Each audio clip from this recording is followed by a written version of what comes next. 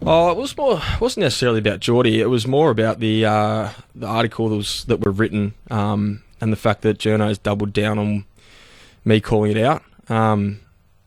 What was the article that was written was basically said that Jordan De Goey faced the leadership group and was grilled, which it didn't happen. And then I was named as the person that was the one that gave him a lashing, and that also didn't happen. So I was a little bit frustrated that that I think it was Peter Ryan wrote the article at the start, and I actually spoke to him on the phone, and we cleared it up, and then another journalist decided to double down on it, and basically say that my events of the story were untrue, which there was only two people that heard the conversation between Geordie and I, and that was Geordie and I. So does it concern you that it gets out? No, it doesn't. It's rattle you? Or? No, it doesn't at all. No, because it wasn't that. People talk about. People want to talk about Geordie. People want to talk about the Collingwood Football Club. It could have been as simple as hearing that Geordie and I were sitting down after the game having a conversation and just interpreting or guessing that was obviously going to be a bad conversation because he didn't play well. And that's fine. My biggest concern was for Geordie and for our younger players, so that if they read that article, they didn't think that if they played a bad game, they were going to face the wrath of Taylor Adams. That wasn't what happened.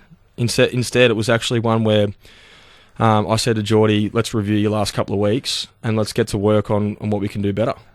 And that's exactly what we did last week. We spent a lot of time together. I watched some vision, did some extra sessions, and I'm not saying I'm the reason he kicked six, but you sort of are. I'm a big part of it. So.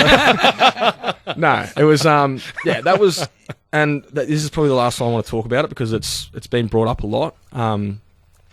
Jordan does get used as a bit of a scapegoat at our football club, and I can understand why. He does sell papers. He's a big name. He's a really likeable guy, both on and off the field. A lot of kids love seeing Jordan play.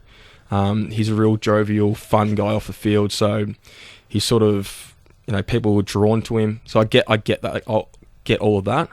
The thing is, it's just unfair criticism of a guy that had been knocked out, had played one bad game in a team that wasn't performing well, and he's the reason why we lost it.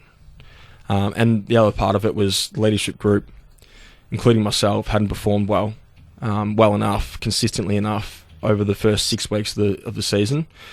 And so we wanted to make a stance that, no, we're not blaming Jordan. We're putting our hand up and we're all going to get better together. And he performed really well on the weekend, and the challenge is for Jordan to do that consistently, and he knows that. He was the one that put his hand up, and he came to me and said, can you help me out, after we spoke after the game. And he had a brilliant summer. He came back in really good shape. He had a couple of leaner weeks where he didn't perform the way he wanted to, but he's willing to put the work in, and he'll see the results if he does that.